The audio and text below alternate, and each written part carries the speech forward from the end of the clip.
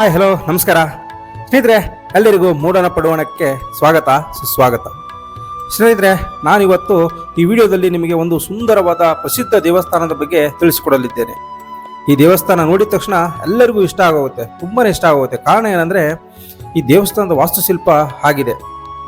ಅಂದಾಗೆ ಈ ದೇವಸ್ಥಾನ ಇರೋದು ದಾವಣಗೆರೆ ಜಿಲ್ಲೆಯ ಹರಿಹರ ತಾಲೂಕಿನ ಮಲೆಬೆನ್ನೂರು ಹತ್ತಿರದ ಕುಂಬಳೂರಿನಲ್ಲಿ.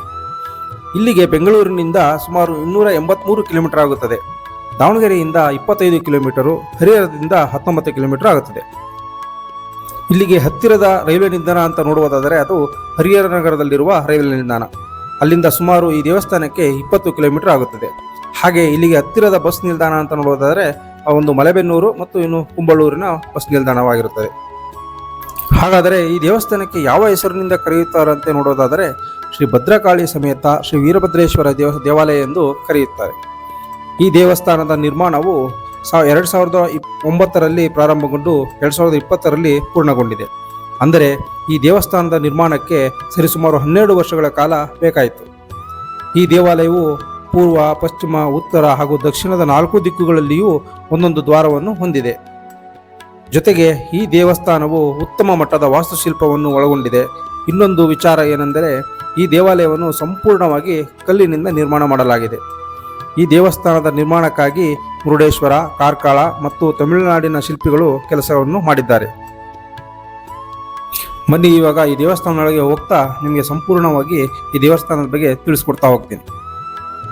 ನೋಡಿ ಸ್ನೇಹಿತರೆ, ಇದೇ ಪೂರ್ವಕ್ಕೆ ಇರುವ ಬಾಗಿಲು. ಈ ಬಾಗಿಲಿನಿಂದನೇ ಎಂಟ್ರೆನ್ಸ್ ಇರೋದು ದೇವಸ್ಥಾನಕ್ಕೆ.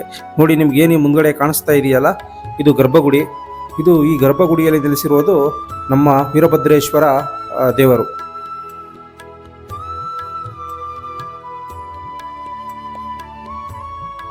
ನೋಡಿ ಸುತ್ತಲೂ ಏನಿದೆ ಇದ್ರ ಎಲ್ಲ ಮೇಲೆ ನಿಮ್ಮೊಂದೊಂದು ದೇವರುಗಳು ಕಾಣಿಸ್ತಾ ಇದೆ, ವಿಗ್ರಹಗಳನ್ನ ಕೆತ್ತಲಾಗಿದೆ ಸುತ್ತಲೂ. ಅಂದರೆ ಈ ದೇವಸ್ಥಾನದ ಗರ್ಭಗುಡಿ ಸುತ್ತಲೂ ಏನು ಗೋಡೆಗಳಿದ್ದಾವೆ, ಇದ್ರ ಮೇಲೆ ಹಿಂದೂ, ಜೈನ, ಬೌದ್ಧ ಅಂತ ಎಲ್ಲ ದೇವರುಗಳ ವಿಗ್ರಹಗಳನ್ನು ಕೆತ್ತಿ ನಿಲ್ಲಿಸಲಾಗಿದೆ. ನಿಜ ಹೇಳ್ಬೇಕಂದ್ರೆ ಈ ದೇವಸ್ಥಾನದ ಬಗ್ಗೆ ಅಧ್ಯಯನ ಮಾಡ್ತಾ ಹೋದ್ರೆ ಅಂದ್ರೆ ಪೂರ್ತಿ ತಿಳ್ಕೋಬೇಕು ಅಂದ್ರೆ ಒಂದು ದಿನನೇ ಬೇಕಾಗುತ್ತದೆ. ನೋಡಿ ಇದು ನಂದಿಯ ವಿಗ್ರಹ. ಇದರ ಎದುರುಗಡೆ ಇರುವುದೇ ಗರ್ಭಗುಡಿ. ಗರ್ಭಗುಡಿಯಲ್ಲಿ ಶ್ರೀ ವೀರಭದ್ರೇಶ್ವರ ದೇವರು ನೆಲೆಸಿದ್ದಾರೆ. ನೋಡಿ ಎಷ್ಟು ಚಂದ ಇದೆ ವಾಸ್ತುಶಿಲ್ಪಗಳೆಲ್ಲ, ಇಲ್ಲಿ ವಿಗ್ರಹಗಳೆಲ್ಲ ಹೇಗಿದೆ ನೋಡಿ. ನಂದಿಯ ವಿಗ್ರಹ ಆಗಿರ್ಬೋದು, ವೀರಭದ್ರೇಶ್ವರ ವಿಗ್ರಹ. ನಿಮಗೆ ದಯವಿಟ್ಟು ಒಂದು ಕ್ಷಮಿಸಿ, ನಾನು ಇಲ್ಲಿ ಗರ್ಭಗುಡಿ ಒಳಗೆ ಹೋಗಿ ವಿಡಿಯೋ ಮಾಡ್ಕೊಬರೋಕ್ಕಾಗೋದಿಲ್ಲ, ಅದು ರಿಸ್ಟ್ರಿಕ್ಷನ್ ಇದೆ. ಹಾಗಾಗಿ ನಿಮಗೆ ನಾನು ಅದರ ಫೋಟೋವನ್ನು ತೋರಿಸ್ತೀನಿ.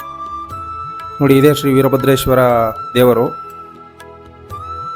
ಇನ್ನು ಇದರ ದೇವರ ಬಲಭಾಗಕ್ಕೆ ಬಂದರೆ ಒಂದು ಗಣೇಶನ ಗುಡಿ ಇದೆ.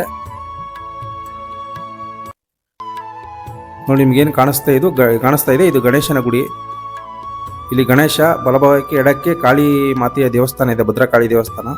ನೋಡಿ ಇದೇ ಗಣೇಶ. ಇದು ನೋಡಿ ಬಲಭಾಗಕ್ಕೆ ಎಡಭಾಗದಲ್ಲಿ ಇರುವ ಶ್ರೀ ಭದ್ರಕಾಳಿ ದೇವಸ್ಥಾನ ಗುಡಿ. ಅಂದರೆ ಗರ್ಭಗುಡಿಯ ಅಕ್ಕಪಕ್ಕ 2 ದೇವಸ್ಥಾನಗಳಿವೆ. ಈಗ ಇಲ್ಲೇನು ನಿಮಗೆ ದೂರದಲ್ಲಿ ಕಾಣಿಸ್ತಾ ಇದೆ, ಇದು ಅನ್ನದಾಸೋಹಕ್ಕೆ ಅಂತ ಮೀಸಲಿರುವ ಒಂದು ಬಿಲ್ಡಿಂಗ್ ಆಗಿದೆ, ಕಟ್ಟಡ. ಅದು ಸಂಪೂರ್ಣ ಆಗಿಲ್ಲ. ನೋಡಿ ಇಲ್ಲಿ ನಿತ್ಯವೂ ದಾಸೋಹ ನಡೆಯುತ್ತದೆ. ಅಂದರೆ ದಿನದ 4 ಹೊತ್ತು ಇಲ್ಲಿ ದಾಸೋಹ ಇರುತ್ತದೆ. ನೋಡಿ ದೇವಸ್ಥಾನದ ಹಿಂಭಾಗದಿಂದ ದೇವಸ್ಥಾನ ಹೀಗೆ ಕಾಣಿಸ್ತಾ ಇದೆ. ಅಂದಾಗೆ ಇಲ್ಲಿ ಪ್ರೀ ವೆಡ್ಡಿಂಗ್ ಶೂಟಿಂಗ್ ಕೂಡ ಮಾಡಬಹುದು. ಆದರೆ ಈ ದೇವಸ್ಥಾನದ ಪರ್ಮಿಷನ್ನ ಪಡೆದುಕೊಂಡಿರಬೇಕಾಗಿರುತ್ತದೆ. ಅಂದಾಗೆ ಈ ದೇವಸ್ಥಾನ ನಿರ್ಮಾಣ ಮಾಡಿದ್ದು ಯಾರಪ್ಪ ಅಂತ ಇವಾಗ ನೋಡೋಣ ಬನ್ನಿ ಸ್ನೇಹಿತರೆ. ಈ ದೇವಾಲಯವನ್ನು ಸಂಪೂರ್ಣವಾಗಿ ಬೆನಕನಕೊಂಡಿ ಕುಟುಂಬವು ನಿರ್ಮಿಸಿದೆ. ಶ್ರೀ ಬೆನಕನಕೊಂಡಿ ವೀರಣ್ಣನವರು ಈ ದೇವಾಲಯದ ನಿರ್ಮಾಣದ ಪ್ರಮುಖ ಕಾರಣಕರ್ತರಾಗಿದ್ದಾರೆ. ಇವರಿಗೆ ಇಲ್ಲಿ ದೇವಸ್ಥಾನ ಕಟ್ಟಿಸುವುದಾಗಿ ಪ್ರೇರಣೆ ಆಗಿತ್ತಂತೆ. ಹಾಗಾಗಿ ಅವರು ಈ ಸ್ಥಳದಲ್ಲಿ ಒಂದು ಸುಂದರವಾದ ಪ್ರಸಿದ್ಧ ದೇವಾಲಯವನ್ನು ನಿರ್ಮಾಣ ಮಾಡಿದ್ದಾರೆ. ನಿಮ್ಗೇನು ಇದು ಕಾಣಿಸ್ತಾ ಇದೆ ಸ್ನೇಹಿತರೆ, ವಿಗ್ರಹ ಅಂದರೆ ಮೂರ್ತಿ. ಇದು ಬಂದ್ಬಿಟ್ಟು ನಮ್ಮ ವೀರಣ್ಣನವರ, ಅಂದರೆ ಈ ದೇವಸ್ಥಾನ ಏನು ನಿರ್ಮಾಣ ಮಾಡಿದ್ದಾರೆ ಅವರ ಒಂದು ವಿಗ್ರಹ ಅದು. ಓಕೆ ಸ್ನೇಹಿತರೆ, ಇಷ್ಟೊತ್ತು ನಿಮಗೆ ಈ ದೇವಸ್ಥಾನದ ಬಗ್ಗೆ ಸಂಪೂರ್ಣ ಮಾಹಿತಿ ಕೊಟ್ಟಿದ್ದೀನಿ ಮತ್ತು ಈ ದೇವಸ್ಥಾನ ಹೇಗೆ, ಎಲ್ಲಿದೆ ಅಂತಲೂ ನಿಮಗೆ ತಿಳಿಸ್ಕೊಟ್ಟಿದ್ದೀನಿ. ದಯವಿಟ್ಟು ನೀವು ಈ ಕಡೆ ದಾವಣಗೆರೆ ಅಥವಾ ಹರಿಹರ ಕಡೆ ಹೋಗ್ತಾ ಇದ್ದರೆ ಈ ದೇವಸ್ಥಾನಕ್ಕೆ ಒಮ್ಮೆ ಭೇಟಿ ಕೊಡಿ. ತುಂಬ ಅದ್ಭುತವಾಗಿದೆ.